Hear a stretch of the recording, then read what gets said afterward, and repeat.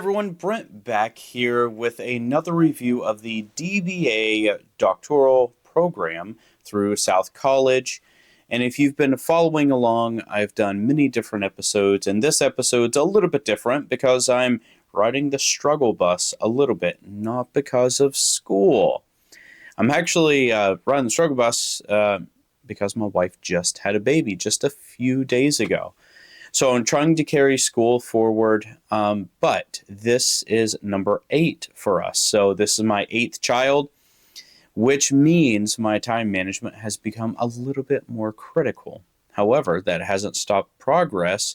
It's just slowed it down because in this doctoral journey, we have a few different things going on. And one of the big things is being able to persevere through some of the difficult times. And these are some of those trying times where you just got to keep moving and keep focusing. So after everyone's in bed, we get to work. With that being said, I have completed 6655, which is the 6th class out of 10.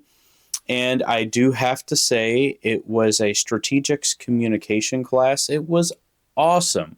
I love the class. The instructor was super efficient with grading, really, really good, complete and constructive feedback as well. And really what you're doing is you're building a strategic communications plan for a company. And the big part about that is whenever we talk about communication plans, a lot of times what people think about is specifically writing articles and graphics and stuff like that. However, a strategic communication plan really falls under who are you communicating to, what path you're choosing in order to communicate to them, what is the best methodology that you're utilizing, what is your vernacular, and are you meeting them where they're at so they completely understand where you're coming from and the clarity within the message that you are trying to send. So think about that just a little bit.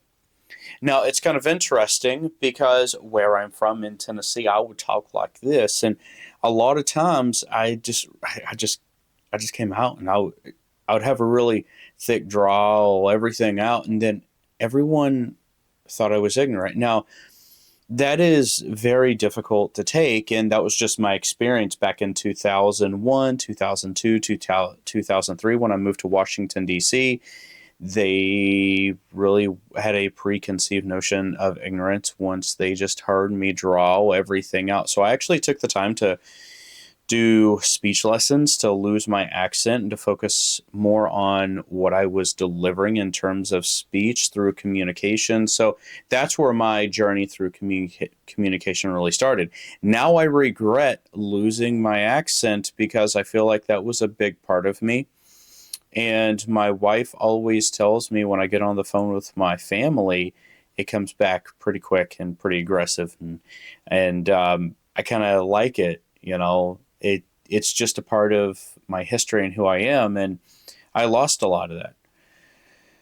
So that is not to say that we don't communicate. Right now, we do communicate. We communicate on every single level. So if you're in the field, what is the best communication methodology to communicate with someone in the field?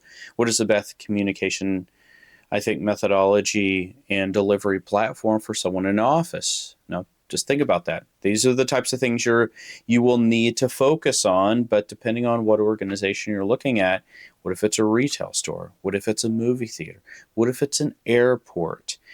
How are you going to critically plan the communication in order to be effective in those organizations? Just think about that. So that's 6655 is a great class. I absolutely loved it. But now I'm in class 7100, and in 7100 we're looking at the organizational capacities. Now, organizational capacities, that's going to make or break an organization. So you really need to be specific. And you have to study and you have to focus when you're in this class because organizational capacity, why don't you look that up? It is a huge myriad of a plethora of responsibilities that a organization has to do in order to stay relevant.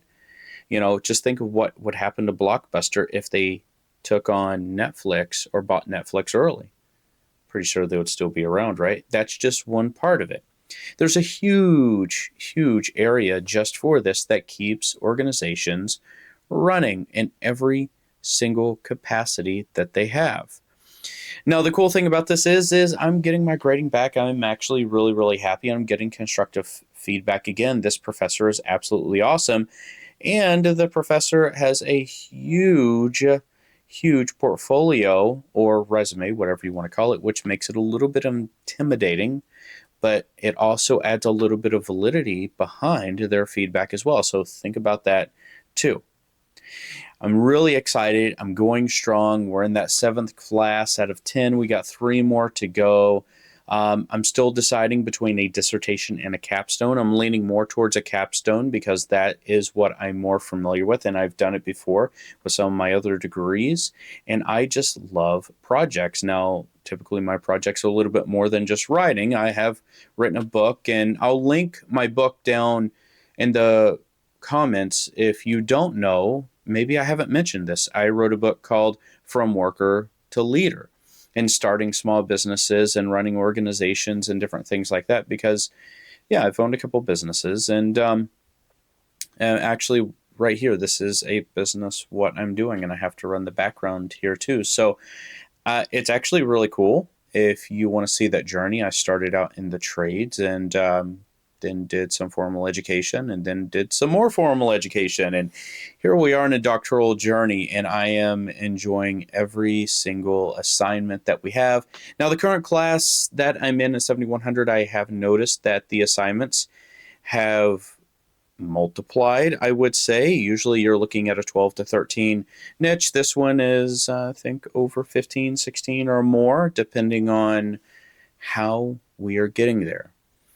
And if I have to redo an assignment, which I will say I'm not perfect. I've had to redo a few assignments because I just did something stupid and left off my APA 7 formatting under inline citations or sources with the proper indentions, because I'm doing this stuff in the middle of the night, guys. I'm so tired, but we're going to keep the motivation going. I'm very excited where this is taking us. I have a lot of things in the work right now, and right now the hopper is filled with my family, and that is the most important thing to me. So I'm going to get back off here. I got to go write a paper tonight, and I got to make sure that everything's all set for the morning time because I am playing Mr. Mom, and I shouldn't even say that. I'm just the stay-at-home parent right now, and my work has been gracious enough to give me some time off work to take care of my giant family. So I hope that this was helpful. If you have any questions, please reach out. I'm very optimistic. It is a lot of work. Don't get me wrong. Don't get me wrong. It's a ton of work, but if you get used to writing, you get used to the research, you get used to the discipline. The discipline makes things easier. And just think about that. If you're not a disciplined person, don't even enter the program. But if you are a disciplined and regimented person, give it a shot. Give it a good old college try, as they would say. My name is Brent, and I hope to see you all in the next review video. Let me know if you have any questions. I would be happy to speak with you. Take care. Bye now.